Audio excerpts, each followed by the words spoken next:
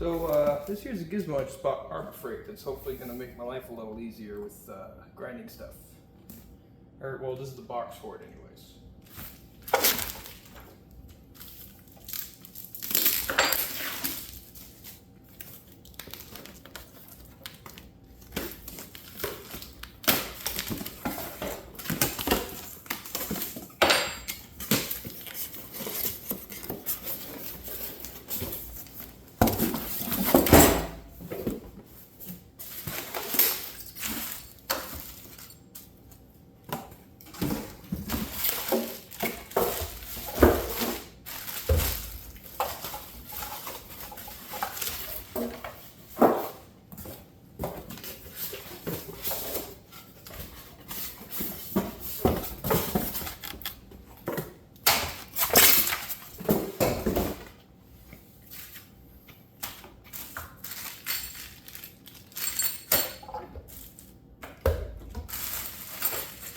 Here's the gizmo and all that stuff.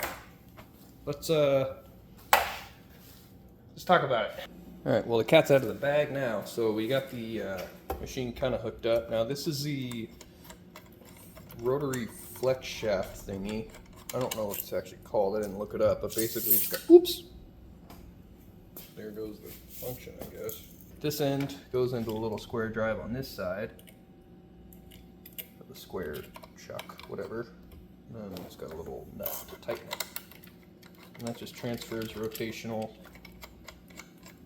movement from this through that shaft, and it's flexible, so that way I have a little precision option. And that is just like the fine chuck on a die grinder, essentially. It's just got this little guy that comes with it. That looks like it's probably going to be loosened up. Get it to tighten, and thankfully it gives me a little tool for that.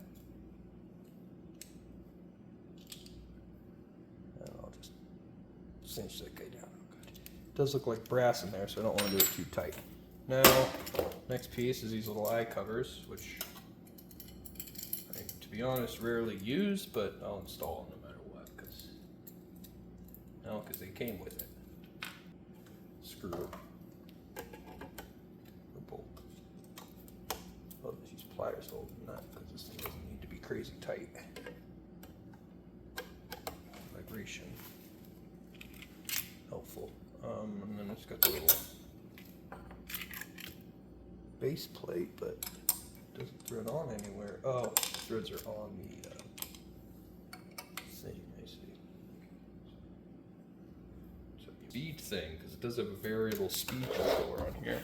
I'm wondering how well that works. I don't imagine it works super well, but we'll see.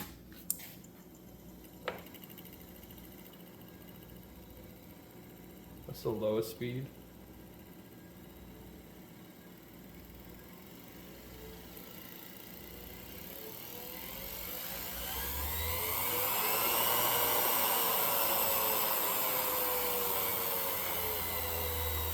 Should have paid more attention to where that rotary bit was at, because that was just kind of laying on the table dangerously, but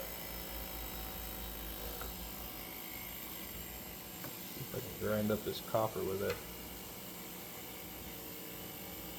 So the flex shaft that it came with only came with a little stone, and I had these little file burrs for my die grinder. Thankfully they fit. I think I might have damaged this in the process of stuffing that in there. But apparently these regular rotary tool accessory kits fit for it too. So I grabbed one of these, and what I'm going to do is I'm going to use some of those tools to try and clean this little boss here on the inside of this ring.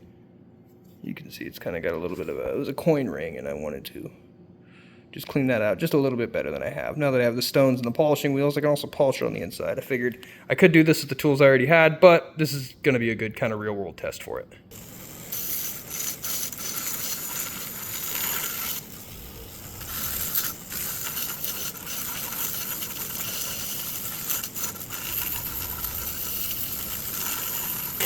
I've got it ramped up to almost full speed right now. I had it pretty low before, but now that I've kind of seen the lack of torque, having it up a little more definitely increases the torque. I'm guessing that's just like a potentiometer on there, and it's just increasing or decreasing the resistance. So The only real way to get all the torque and power out of that motor is to have it at full speed, unfortunately, but no big deal. It was not that expensive of a tool for me to be complaining about something like that. Still working plenty good. I mean, it's making pretty easy work out of this. Oops. Now, that's the parts kit's fault. This thing's not great at holding that sandpaper on, I'll be perfectly honest with you, but I'm also trying to use the included toolkit, which, well, those are never that good. I should probably just grab an actual Phillips screwdriver, try out a few different attachments with this flex shaft, just to see what it can do. Imagine a flat cylinder that material left after what I did. My heart feels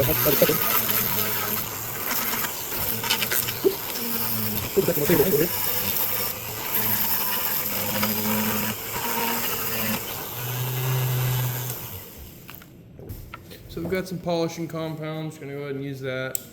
Kind of like pool chalk. Dress this thing up a little bit. That should be good. And go to town.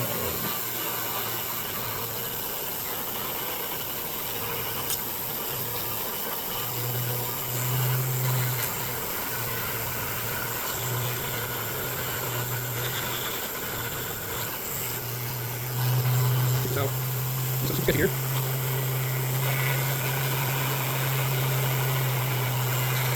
All right, this little guy was totally worth like the 35-ish bucks that I paid for it, and I think it sits perfect here because I got my little soldering kit and all that other stuff. It's a great little addition, and it fits right in there with my little jewelry slash knife making area slash art fabrication area, I guess. I do it all right on that little bench. So yeah, definitely would say this tool's worth it. Gets a, I guess, a 5-star rating for me, maybe 4 stars, because it is a little lackluster with the torque. One thing to note is that variable speed switch is actually a variable power switch. It's just a potentiometer. It controls both the speed and the torque of the motor. So at full power, it's got full torque. You can even bear it into it and really bog it down, and it'll still keep spinning when you have it at full speed. But when it's at lower speed, you can barely put any pressure on it and it's going to bog down. So still got its uses. It's still great that it has that. But I'm happy with the purchase, and I'm excited to see how useful it stays, I guess. This is still kind of an unboxing review. So if you guys enjoyed the video and want to see more stuff like this, please consider liking and subscribing. It really helps out the channel. And other than that, I hope you guys have a wonderful rest of your day.